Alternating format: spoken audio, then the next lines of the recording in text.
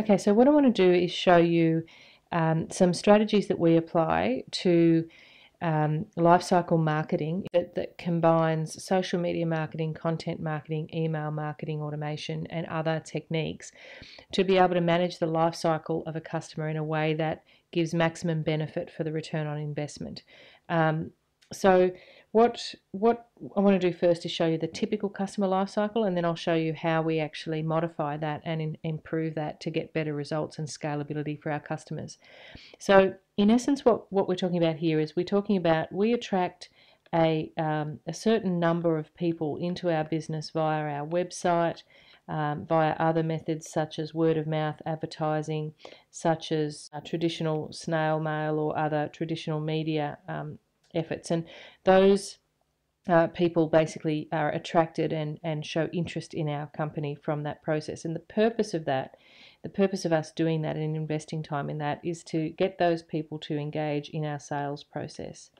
And in engaging in our sales process and getting more familiar with us, know, like, and trust us, they will ultimately, not all of them, but some of them will become customers. That's a fairly typical way of looking at the typical customer life cycle. Now, what happens with this process is you might, for example, spend $1,000 on attracting new leads or new prospects to your business, and say 10 hours. And what might happen there is you might get 1,000 people that come to your website, for example, or come into your store, however they come across you. And let's say of those 1,100 actually engage in your sales process. They show some interest and want to talk to you further or engage with you further or explore further in your sales, in your process. So then let's say 100 of those people, 10 of those 100 people become customers in the end. So I'm just using these numbers for the sake of simplicity. Your numbers may be higher or lower than that, but you get the idea. So what happens is that you have all of these leakages in this process. So I'm going to basically show the leakages here. These are buckets or trash cans, and there are three areas of leakage in your in traditional sales process. One is the 900 people that essentially go into the trash can because they haven't engaged in your sales process. They might come to your website and just leave. They may come to your store, have a browse around and walk out. They may open your mail or may not even open it and throw it in the bin, for example, read a newspaper and don't take any further action. So that's a leaky bucket. That's people that are essentially just walking out and waste that's coming from this process. You also have some leakage here where you go from the 100 people down to the 10. You've got 90 that basically end up disengaging with your process and go into the trash can. And then potentially you have some customers that buy from you once and then never buy from you again. So there are potentially areas there that you're actually leaking customers. Now, the other challenge that you have with this process is that if you want to double the number of customers that you have and go to 20 customers, you either need to double the amount of investment that you make in advertising, or double the amount of time that you spent on acquiring new customers, whether it's attending conferences and getting out there, attending networking events, etc., or both, in order to be able to increase that to 20 people. The other challenge that we have is that in this leaky bucket and this leaky area here, we've got this issue of we've got 100 people that have actually started to engage with us, but only 10 have purchased.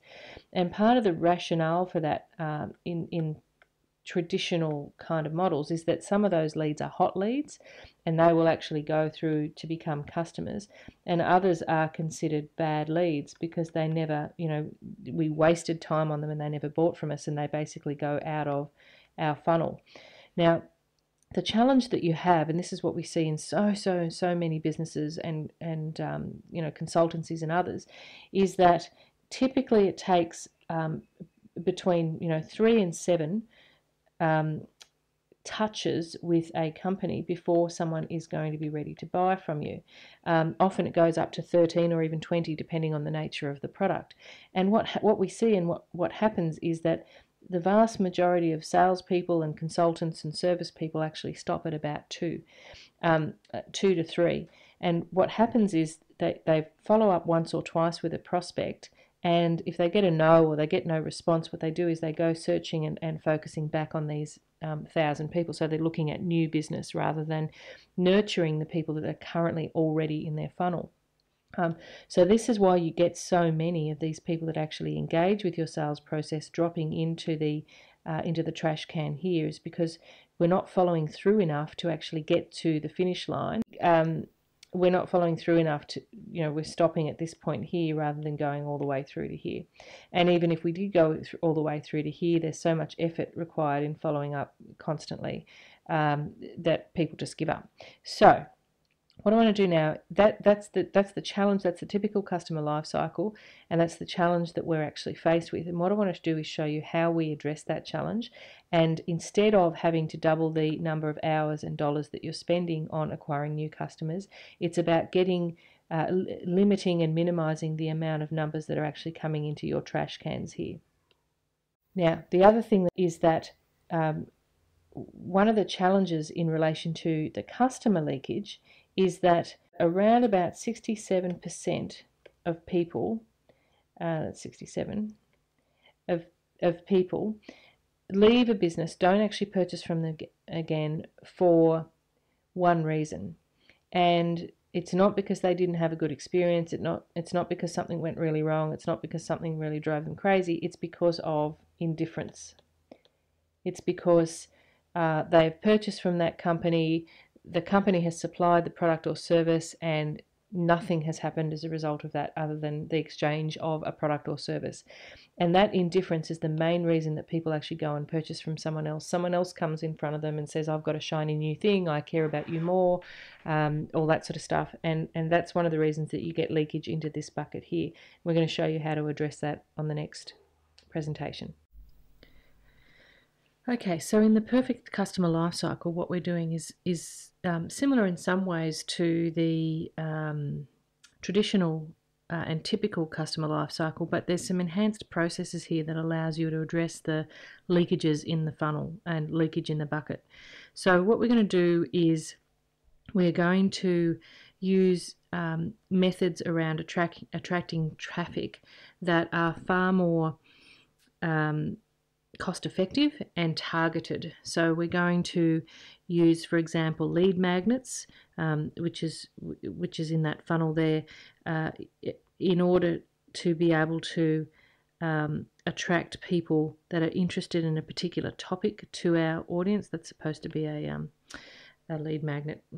I don't draw very well, but anyway, so in other words, that's an enticement for someone, it's value for someone in exchange for their email or their contact details.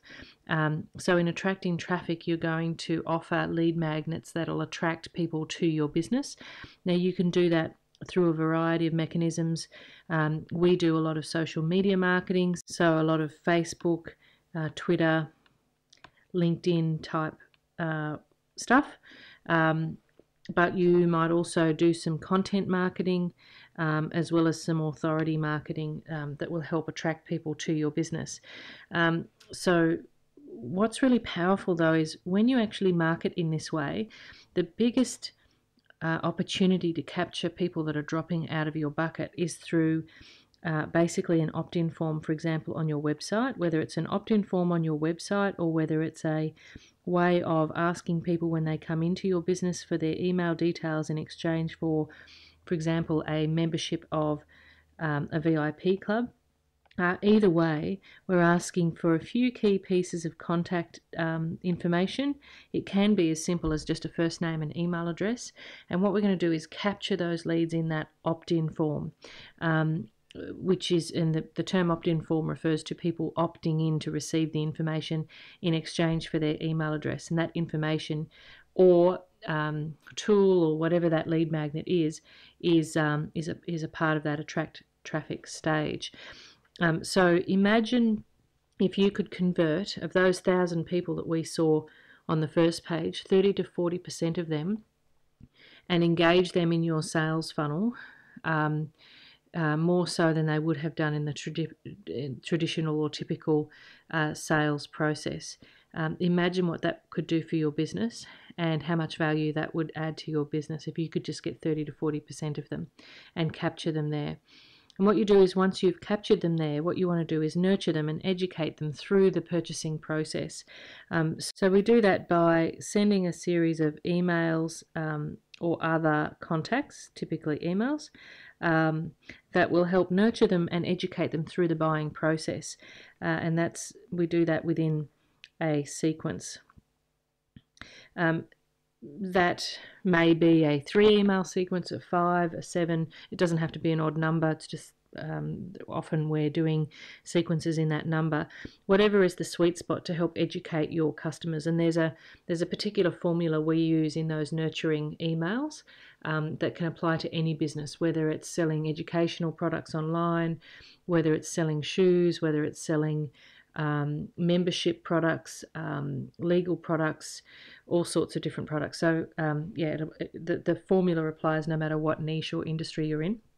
And the purpose of that formula is to help educate people through the purchasing process, and basically get them to the point where they're able to purchase your product. Now, that's where the converting sales comes in. So one of the components of that process is making an offer, which is the converting of sales. And many of these people that are actually in this process will actually purchase as a result of that offer being made, because you have demonstrated that you understand their needs, you can meet their needs, and your offer and your product or service is great value for money. Now, some of them won't necessarily purchase, and you can't have them on this, shall we say, warm to hot part of the sequence all the time, because they'll very quickly get sick of that. So what you actually do in the event that they are not ready to purchase is you actually create a long-term nurture sequence. And basically that just comprises a number of emails that continue to educate, inform, give them the latest updates, basically help you stay in touch with them throughout their buying cycle. And that can be 12 months, it can be 2 weeks, it can be 2 days. So depending on the nature of the product and how long the buying cycle is, will depend on how frequently you will actually send those long-term nurture emails. So then once you've actually got that process going, what you need to do is, for the people that have actually purchased, you need to deliver and satisfy. And what's extraordinary about this part of the process is that there's a real opportunity here to wow your customers. And so many people are not used to receiving additional information, additional support and requests for assistance during that buying cycle, so while they're consuming your product. So one of the ways that we like to wow customers here is basically by, again, asking them how are they going, how are they using the product, are they satisfied with the product, is there anything else we can help them with, or just additional information about how to get better value from the product, how to get the best use out of it, etc., or service if that's the case. And so what you're doing in here, though, strategically, is you're asking them really for how else you can help them as well, because that's going to help inform other products and other potential services that you can provide them that will help to continue to meet their needs. And you'll address that 67% indifference rate. And it'll also give the opportunity for you to identify when they are ready to be upsold or cross-sold. So there's an opportunity there to sell further products to them that meet their needs because of the information that's coming back from this sequence in the deliver and satisfy process. So once that's done, the other thing you want to do is you want to ask them, how did it go? Are they happy with your service? Do they have any feedback for you? All those sorts of things. And that will give you the opportunity to determine if they're truly delighted or if they are only moderately happy with your service. And depending on what happens there, they will either go back into a sequence which is an opportunity to follow up with them and basically have one of your staff or yourself follow up with them to see how you could satisfy them further, Or potentially it's an opportunity to get referrals and to ask for, well, if you are that delighted with it, would you mind, is there anyone else that you think would benefit from this product? Can you introduce us, that kind of thing. So there's an opportunity there for a referral sequence. So that's in essence the method that we use, and we have, depending on the industry, depending on the nature of your business, templates and done for you resources that actually slot into each of these emails.